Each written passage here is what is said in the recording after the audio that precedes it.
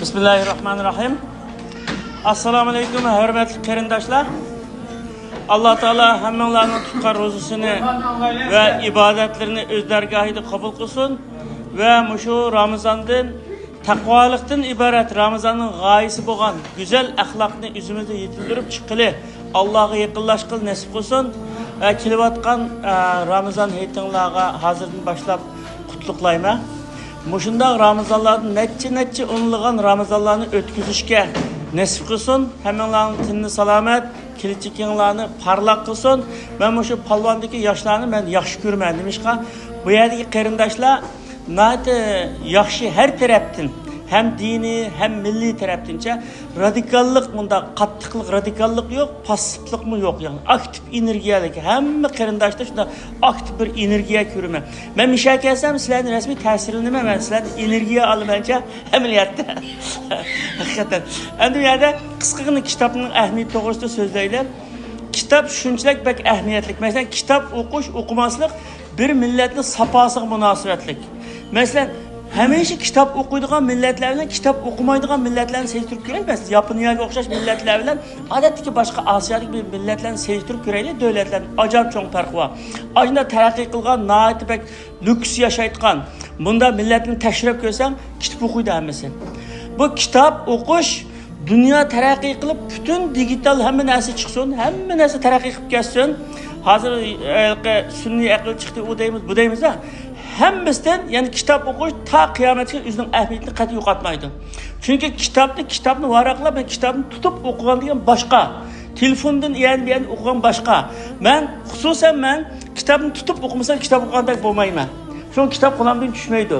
Yotgan yerimdami kitap, o'tirgan yerimdami kitap, ishxonamdami kitap. Bu kitap shunchalik bizningki muhim bir taraqqiy qilish qurolimiz. Shuni olimlar bunda deydi. Kitap o'qish boshqalarning aqlida elib berilgan pulsiz, jafosiz sayohat deydi. Bu sayohat. Mesela bir adam bir kitapni yozib 10 yil yozdi yoki 20 yil yozdi. Sizlar o'tirib bir qancha kunda bu kitapni o'qib, adamning dunyosini o'qib chiqsizlar. Adamning dunyosini. O adam bir yana tasvirlagan bo'lsa, ya Hindiston ya Amerikani tasvirladi deylar. Biz ashuni bo'lmasak ko'rib chiqamiz ashuni. Shu kitap orqali tasvir bilib chiqamizda hamda. Shunchalik muhim narsa. Shunga Alloh taolo payg'ambarlarga kitap tushirgan. Bo'lmasa payg'ambarlarga men ummatlarga uni degan, buni degan deb buyursa bo'ladi, biroq uning buyurishi bilan birga kitap tushirgan, kitap o'qinglar. Kitabın enzalnahu ileyke tuhurcan nas minaz zulumat ila nur deyilgan.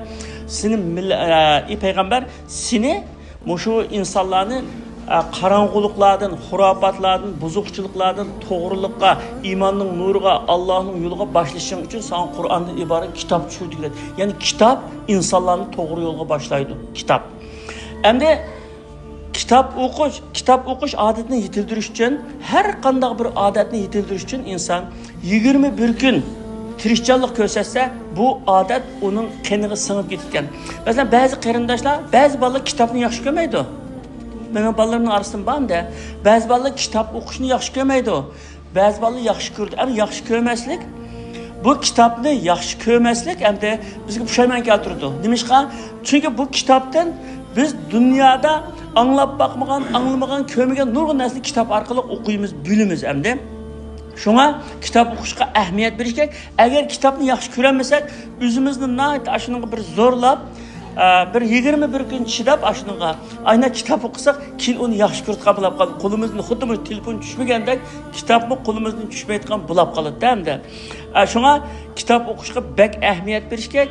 Kitap haqiqatan ya'ni bir millatning safosi.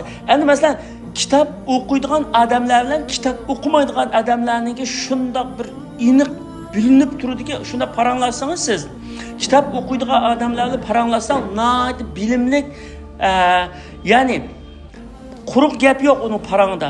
Ammo kitap o'qimaydigan odamlar shu 40 yil burun, 15 yil burun mo'misdan bo'g'isini anglab qolgan gapni shu quliqida, shu kallasi shu ba, shunda deydi, fikri qatmal. Yenilik yo'q. Yenilik yaratolmaydi. Kitap o'qimagan odam yenilik yaratolmaydi. Kitap orqali biz taraqqiy qilamiz, yenilik yarata olamiz. Shunga bizningki hayotimiz kitobdan ayrilmaydi. Hayotimizningki bir qismi kitap bo'lishi kerak hamda. O'sha hozir dunyoda kitobni jiq o'qiydigan millatlar bilan kitob oz o'qiydigan millatlar statistika qilib chiqirg'iliq insonlar. Bunda statistikaga qarasam shu millatlarga kitobni eng jiq o'qiydigan millatlar, eng safoliq millatlar, safoliq ko'rinadi ashuningdimi.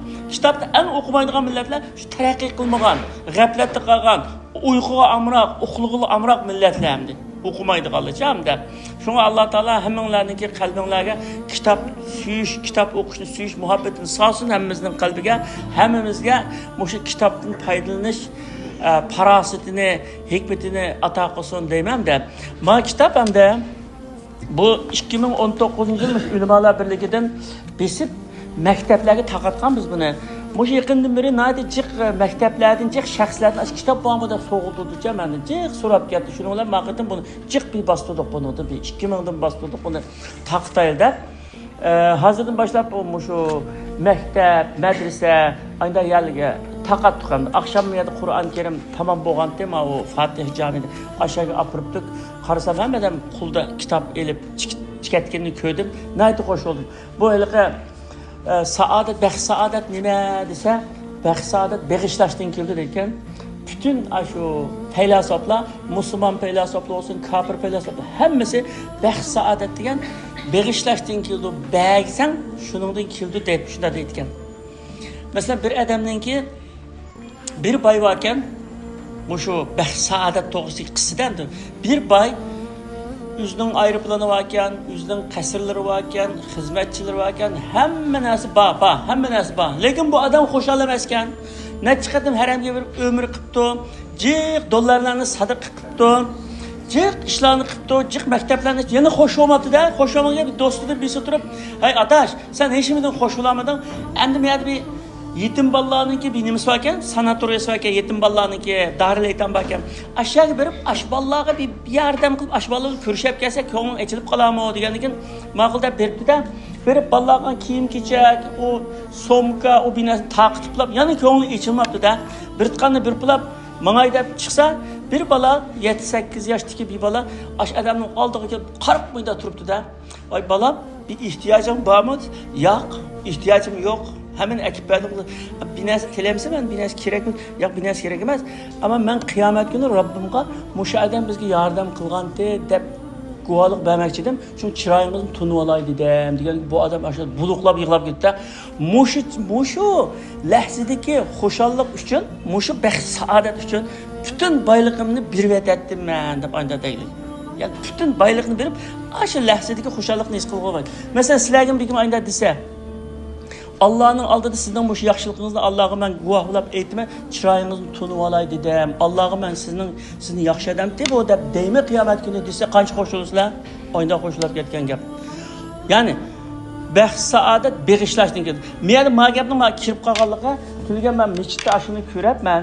O'sha kitoblarimni elib chiqayotganini ko'rib, shuncha qo'shilib ketdim-da, yanchiqim o dollar sep qolganda qo'shilib ketdim. Kitoblarni ko'tarib ketdim. Şu hozir meni xo'shalliqim, sizlarga kitoblarni bersam, meni dunyodagi eng chong boyligim o'sha kitoblarim menda. O'sha kitoblarimni sizlarga bersam, kitobni elib chiqarsam, o'qisanglar, ajoyib qo'shilaman endi. Hatta duo qilaman endi. Shuncha qo'shilib ketaman. Shuni shanga kelmoqchi gaplarda. Tamam, hozir kilolarda imzo qilib taqdim.